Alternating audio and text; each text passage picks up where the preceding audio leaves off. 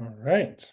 Hi, everyone. My name is Kyle Perch. I'm a postdoc at UC Berkeley and Stanford working on large-scale robot learning problems, and I'm really excited to speak to you today. This is the first time that I'm talking at a computer vision conference, but I think it's actually a great time to do that because as I hope to convince you in my talk today, actually, nowadays the robotics problem that I'm most familiar with looks very much like a lot of problems that I think many of you will be familiar with, assuming that this is an audience of mostly non-robotics people that I'm talking to today. All right, so when I started to think about this talk, the works that I wanted to cover today are our works on building large vision language action models, which are very large robot policies that we can build nowadays. But then when I thought a little bit more about how I want to frame this talk, really, I think the message I want to get across today is that we can see modern robotics really as an instance of multimodal sequence modeling. And in this realization, I think there's a lot of power because it basically opens up a lot of parallels between existing multimodal sequence modeling approaches and then the kind of problems and solutions we're searching for in robotics. And so this is really kind of the tagline of today's talk. And I want to show you basically how modern robotics looks very much like multimodal sequence modeling problems in other fields and how we can transfer some of the techniques to robotics. All right, so to set the scene a little bit, I want to motivate you the problem that we're trying to solve. So really the goal or the North Star that a lot of my research is trying to go for is to build so-called generalist robot policies. These are policies that can control many robots in many environments doing many different tasks, all in one policy.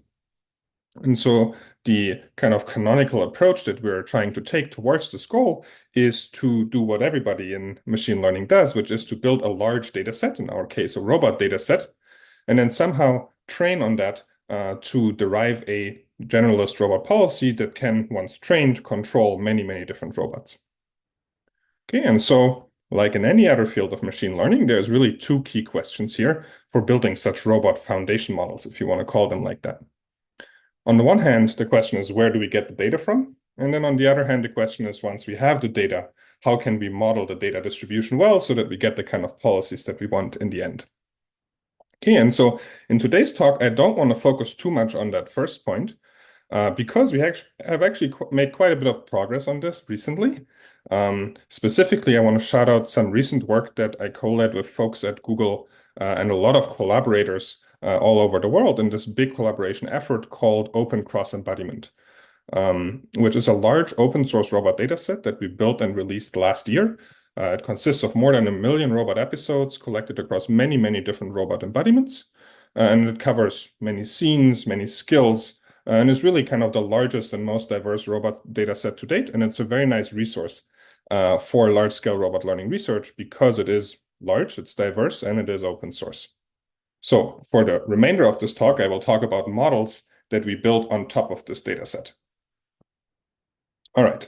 Also, to put this a little bit into perspective, if you look at still the sizes of these data sets in robotics, they're still very, very small compared to the kind of data sets that many of you may be familiar with, like the lions of this world that are internet scraped, because robot data doesn't lie on the internet, so we can't really just scrape it.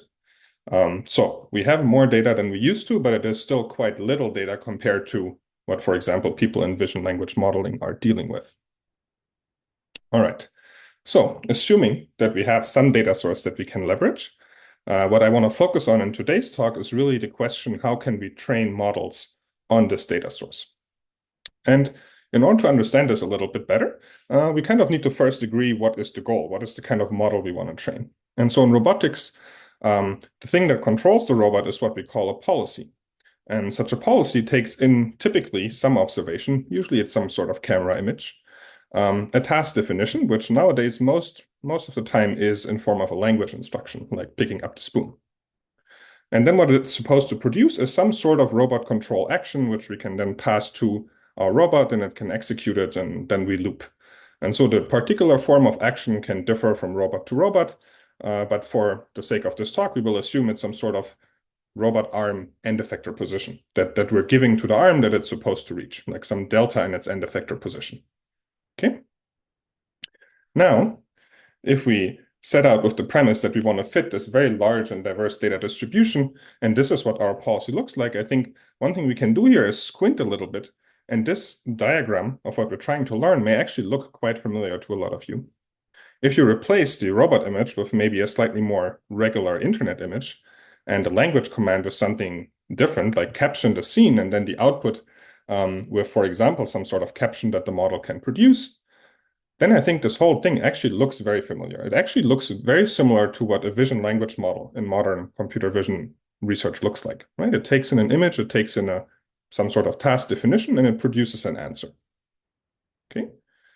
And so here, the key idea that all the work that I will discuss today is built upon is that actually we can view the robotics problem as a very similar problem, where we're trying to learn a powerful model on a lot of data that can map from images and instructions to answers. Just that in our case, the answers may not just be text, but they may be robot actions. So we're familiar with images, we're familiar with instructions in language space. And so what is new here is really the action. But that's kind of like a small detail. Okay, and so that's why in robotics, when we talk about this type of model that takes inspiration from vision language models, but adds the action modality, we call those VLAs, or vision language action models. And this is a term that I will use a lot today. Okay, and so really to drive this home, the way that this formulates the robotics problem looks very much like a multimodal sequence prediction problem, right? We have a sequence of tokens of some sort that have image tokens, we have language tokens, and then we have action tokens. And so we just need to take whatever off-the-shelf method we can find that is really good at modeling these complex multimodal sequences. And as it turns out, there's actually a lot of work that has dealt with this in the non-robotic space that we can apply here to make a lot of progress. Okay, so the two key benefits of reusing a lot of the work that has been done in vision and language modeling is that on the one hand, we can actually leverage all these scalable tools that people have developed for training vision language models, right? Like we can use the same powerful transformer architectures. We can use all the efficient training infrastructure people have built around like efficient attention mechanisms and so on. And we can also use the inference optimizations, which does matter a lot for robotics because we care about things running fast and reliable. So this is the first benefit. The second benefit is that by reusing models that have been trained on a lot of internet scale data, we can actually make use of that internet scale pre-training to enable some sort of transfer. Yeah, so as I mentioned, the robotics data sets that we have today are still much, much smaller and less diverse than the internet data sets people train these large models on.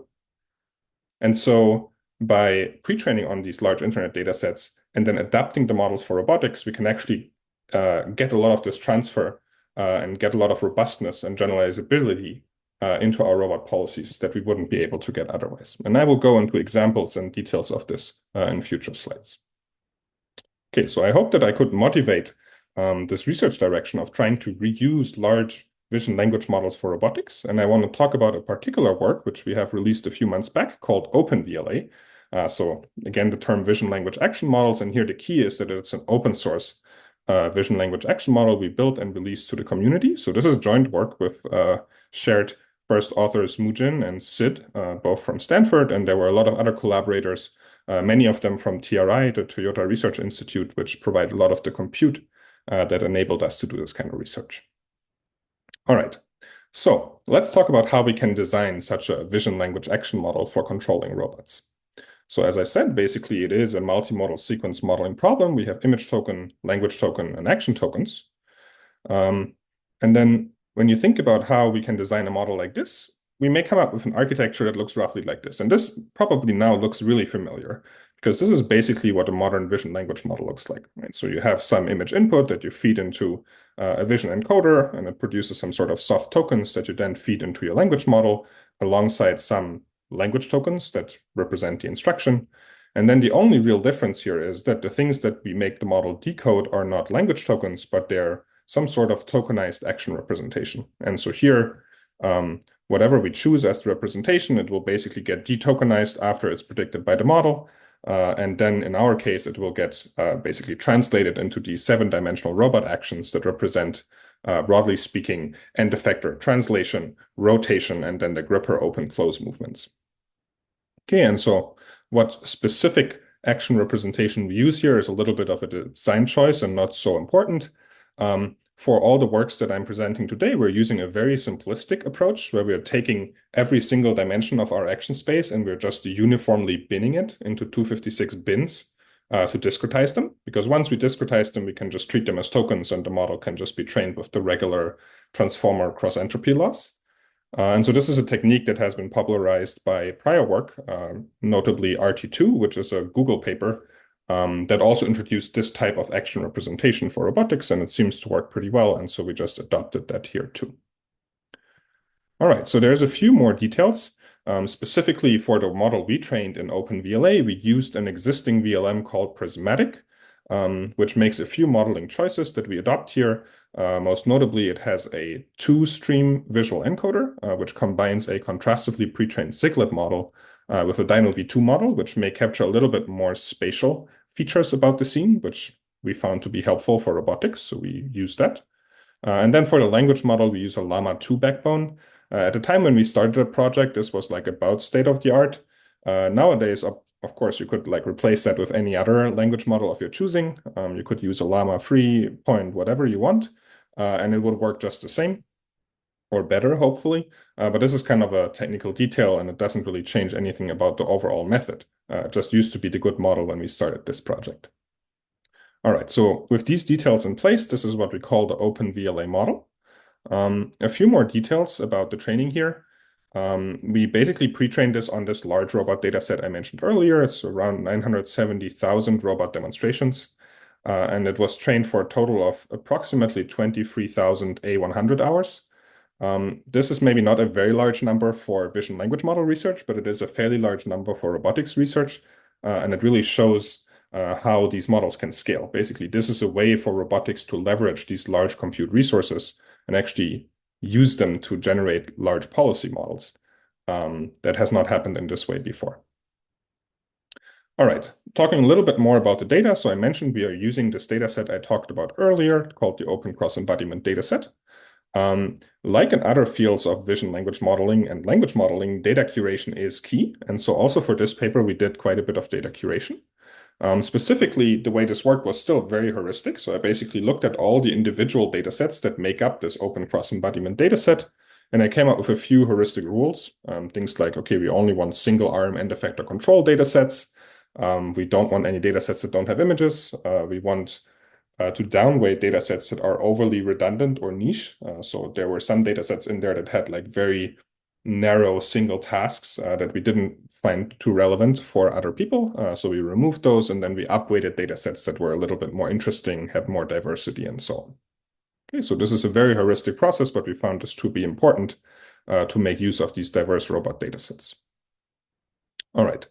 Now that we have trained the model, and so here the training just works literally like a vision language model, just like, cross entropy loss, and we just train that with a lot of compute for a while, and we see how the log likelihood goes down, and then we can conclude that the model is trained. And now it's about evaluating the capabilities of these models and comparing them to existing models. And so for these, maybe what you would want to call a robot foundation model, for these models, there's really two kind of evaluations that we care about. On the one hand, there is kind of a direct evaluation of this base model that we have trained on environments that have been seen in the training data. And then there is a fine-tuning evaluation where you collect a small kind of in-domain, a few hundred demonstrations maybe, data set in a new domain that you have not seen at all in the pre-training data, potentially on a new robot. And you try to test whether the model can be quickly adapted to this new domain. And so for both these cases, we have essentially evaluated on 2 robot platforms each. You could imagine that you want to evaluate this on way, way more robots. It's practically quite hard in robot learning to do these very large-scale evaluations because, as you may imagine, you need to have many robots and you need to have the space and the time to run many evals on all these robot platforms. So this is kind of a bigger challenge in robot learning, but the evaluations we did here were quite comprehensive in that we tested many different robot platforms as well. All right, talking about the results, the main comparison we did in this paper is, and I won't go into too much detail on the exact baselines here, but basically, broadly speaking, there were 2 classes of methods. On the one hand, RT1X and Octo are models that are pre-trained without internet pre-training. So they have seen all that same robot data, but they have not seen the internet pre-training that the VLM models get. And then on the other hand, the VLAs our OpenVLA, our work, and then another model called RT2X, which is this previous work by Google that is a much larger 55 billion parameter model, but it is closed source, so it was not open source for the community. And so we evaluate this across a bunch of these robots, and this is the zero-shot setting. And we tested various different axes of generalization to different objects, different movements, different language instructions, and so on. And we don't need to look too closely at all the details here, but the broad strokes result on the far left is that basically you can see a very clear difference between the models that have not been pre-trained with VLMs and the models that do leverage these pre-trained VLMs, right? So RT2X and OpenVLA very clearly generalize better than the models that don't have this large internet pre-training.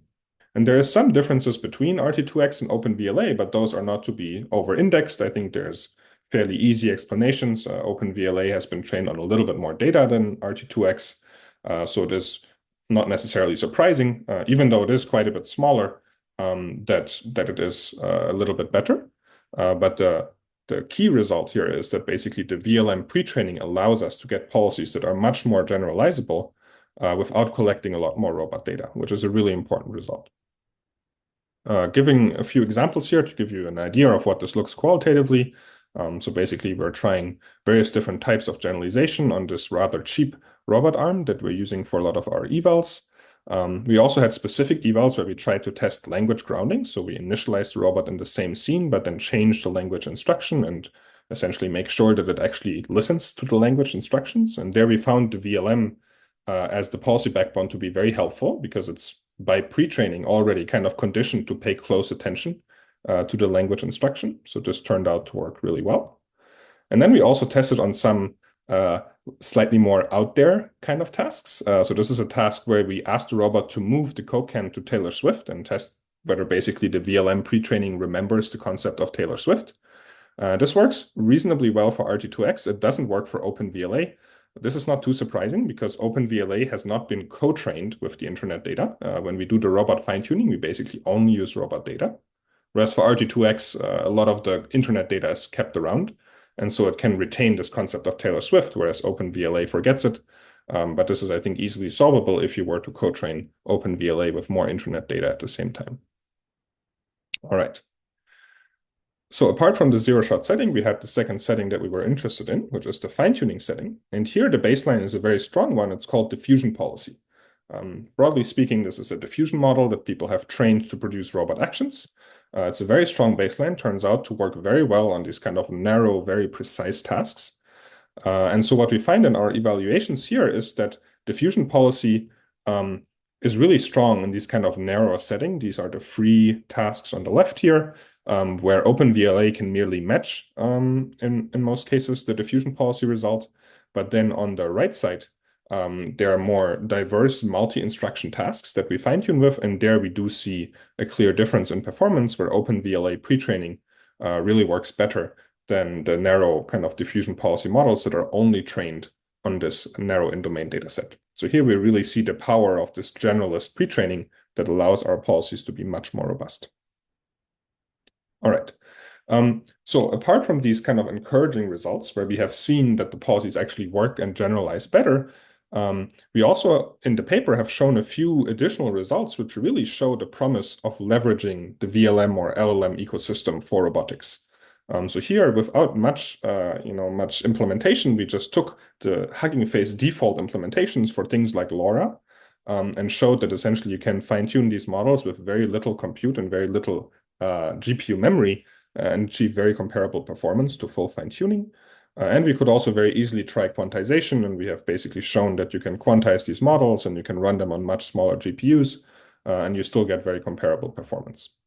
Okay, so this is not necessarily only about the results, but it goes to show that it's very easy to leverage a lot of these kind of improvements that people have built into LLM and VLM ecosystems in robotics if we build our robotics stack on top of existing LLMs and VLMs. Okay, and since we released this, we put this on Hugging Face, really integrated it well with all the different VLM-style workflows. It has seen a lot of community adoption, which was nice.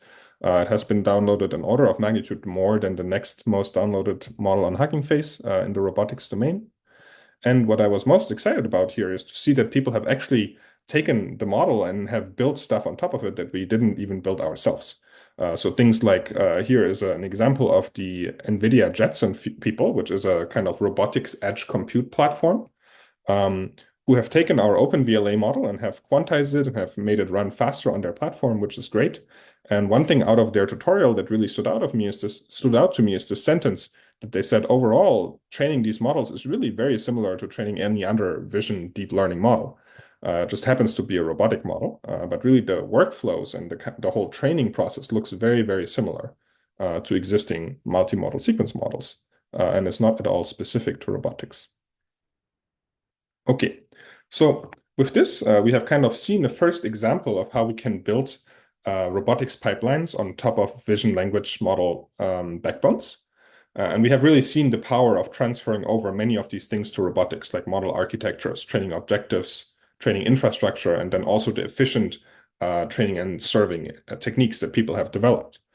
But maybe one thing we could wonder here is whether beyond all of these kind of basic training infrastructure type of things, there's other things that we could transfer over that go beyond this and go more into the algorithmic improvements that people have developed for language models and vision language models. And so specifically, one idea we had in the second work I want to present today, which is called embodied chain of thought reasoning, is that we can leverage techniques that were very successful in making language and vision language models better, namely the chain of thought idea of making models reason before predicting answers, and apply them in the robotics domain, where essentially we will make our models reason through the task at hand and the kind of next actions it's supposed to predict before actually predicting the next action. Okay, and so what we do in this work is fairly straightforward. We essentially take our robot data and we annotate it with a lot of these chain of thought reasoning steps. So these can be language style steps, like making subtasks, plans, but they can also be more grounded reasoning steps, things like predicting object positions in the image or where the gripper is in the image, and reasoning about low-level movements like moving to the left and right and so on. And we make the model reason through all of these things before predicting the action. And why may that be a good idea? I think there's really 2 points here. On the one hand, by making the model reason, we force it to essentially think carefully and also importantly, look carefully at the scene before predicting the next action, which helps with generalization. And we also have a way of making more effective use of the language model pre-training. Because before we kind of asked the language model to do a task, the vision language model, that it was not really pre-trained with, right? We basically made it predict some obscure action token representation. Whereas in this setting, we make it mostly predict things that look very similar to pre-training, right? Like subtasks, object bounding boxes, things like this. These are things that these models are pre-trained with. And so we can really make much better use of that kind of internet level pre-training if we make the model predict reasoning steps before predicting actions. Okay, so this is a project that was done by 2 PhD students at Berkeley, Michal Zawalski and William Chen. And it is really quite exciting, I think, because it really shows how we can take not only the models, but also the techniques and the improvements that people have figured out in vision language model land and apply them in the robotic context to make our robot policies better. So we set up a synthetic data pipeline to essentially generate this type of reasoning data for our robotics data sets. And then when you look at this problem, basically very abstractly again, what we have is still a multimodal sequence modeling problem, just that now we also have this chain of thought token sequence before we have our action token sequence. But what this means is that we literally did not change a single line about our modeling code for this project, because we could reuse the same OpenVLA, vision language model sequence modeling code base. Didn't change the training objective in any way. We just changed the data distribution to include these chain of thought reasoning steps.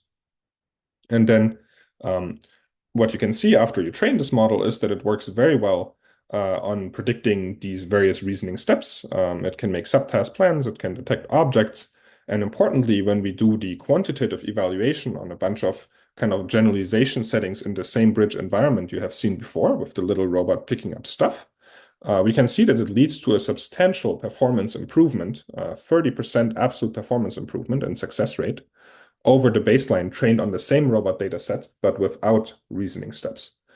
And so this is really remarkable because it basically means we can get an enormous boost in robot performance without collecting any new robot data. which is really key because collecting robot data is hard and it's tedious. So if we have ways of making better use of internet pre-training and getting better policy performance in return, this is a really big result for robotics. Okay, I have a few qualitative examples here of what this looks like in real time. So basically you can see the model does the reasoning every step, so it's not necessarily stable across steps, but it does recognize many of the objects and makes plans about them. And we test this on various different tasks of picking up objects it has not seen in the pre-training data and performing language instructions that it has not seen. And we generally find that the model works better when it does the reasoning steps. One interesting result that goes beyond just pure model performance that this kind of reasoning enables us to do is it actually makes the models more easy to interact with for humans, right? And this is also somewhat intuitive. Basically, if you think about a model that reasons through its actions before actually executing them, it essentially gives the human a way to understand why the model is failing, right? It can basically the human can spot issues in the reasoning chain and then correct the model. And so what we do here is that we have humans whenever or once in an episode, they see a mistake in the reasoning chain of the model, they basically go ahead and correct it in natural language. And then we use ChatGPT to rewrite the reasoning chain and feed it to the model. And then based on the corrected reasoning chain, the model can continue acting on the task. And we find that we can actually very much improve the performance of our embodied chain of thought model on the right here by a much larger amount than we are able to improve other models that don't use this chain of thought reasoning on tasks that are particularly challenging for these models. And so this is a really nice result because it kind of shows that not only do we get better policies, but we also get more promptable and steerable policies by making them reason before taking actions. A final cool result from this paper is this one, where we just took our model that was only trained on this one little black robot that I had shown in earlier videos. And we then just zero-shot applied it to a bunch of robot images from the open cross-embodiment dataset I showed earlier. And you can see that while it's not really perfect, it can really do some reasonable things here. So it can recognize robot arms it has never seen before. It can still recognize many of the objects in the scene and even kind of make educated guesses about where the robot arm is supposed to move to solve the task that the model is given. And this is really nice, right? Because it basically shows that you can get this type of generalization from a lot of the internet pre-training, where maybe it has seen many of the objects that you're talking about in these scenes. And so it really gives hope that these types of models will be able to deliver much stronger cross-embodiment transfer, which is a big concern in robot learning, where we have data from many different robots, and we want to train policies that can control all of them. All right, so to kind of summarize the things I talked about today, I think the key takeaways that I want you guys to take from my talk are that VLAs are a way to essentially turn robotics into something that looks like just a regular multimodal sequence modeling problem. And this insight allows us to essentially reuse a lot of the things that people have built in the LLM and VLM ecosystem, and a lot of the techniques they have developed to make these models better for robot learning, and allows us to scale and train generalizable robot policies on top of this.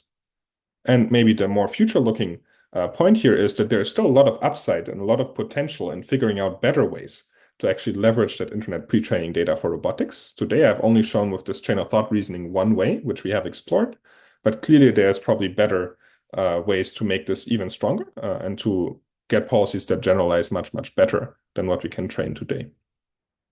I also want to mention a few of the maybe sharp bits of this analogy where we need to watch out and basically don't just assume it's just like any other sequence modeling problem, because there are a few considerations that are somewhat specific to robotics. So on the one hand, getting robot data, as is probably obvious to anyone, is not very easy because we cannot scrape it from the internet. It's expensive to collect. You need to carry robots into many, many places in the real world. So this is clearly a difference. We need to worry a lot more about where the data comes from. And then robotics is not a pure software problem, right? It's an integration of software and hardware. And so a lot of the hardware improvements can really help the learning process as well. So I think it cannot be treated in isolation, and kind of both parts need to improve together. And then maybe a few other kind of more nuanced points is that in robotics, we care a lot about real-time constraints, right? Your robot should act at a certain control frequency, and it's really bad if your model is basically so slow or takes a while to think and then cannot act at the desired frequency. Alongside this concern is also safety concerns, right? Like basically your model needs to be able to recover and bring the robot to a safe physical state when something unexpected happens. And then one general concern in robotics is around evaluation. Running evaluations, as I mentioned earlier, on physical hardware is really challenging. And so even though evaluation is also challenging in LLM and VLM land, I think the reasons are a bit different. Basically, there the tasks are somewhat ambiguous, so it's actually hard to tell whether the model did well or not. I think in robotics, at least for the tasks we do today, it's pretty easy to tell whether the robot did well or not, but it's actually very hard to run robots across many different tasks and environments to do a very comprehensive evaluation. So I think these are some of the kind of key differences in my mind between what maybe a virtual agent or VLM model problem looks like and what a robotics problem looks like. But apart from these, I think there's a lot of parallels that we can exploit. And maybe to close, I really want to leave you guys with this thought that there has never been a time where it has been easier for LLM or VLM researchers to contribute and make really big impact in robotics. I think we have now a robotics ecosystem that looks a lot closer to what people are already used to. We have cheap hardware that makes it easy to get started. We have large open source data sets that are available for download. We have models with modeling code and weights on Hugging Face and so on. And we also have some initial steps towards more scalable and widely available evaluation. So I want to do a little shout out here to one of our recent projects where we have essentially built simulated environments where you can take real world policies trained on real robot data and evaluate them in simulation for much higher throughput and consistency in the evaluations you can run. And I put a little asterisk here because it's not quite solved in my mind. I think we can make lots of improvements. We want to probably also make real-world robot evaluation more scalable, but we are making first steps, and I think it's a great point to start for anybody who is maybe not a robotics researcher and listening today to start getting into robotics and start making contributions. All right. With that, I will close for today. Thanks a lot for listening, and I'm very excited to take any questions.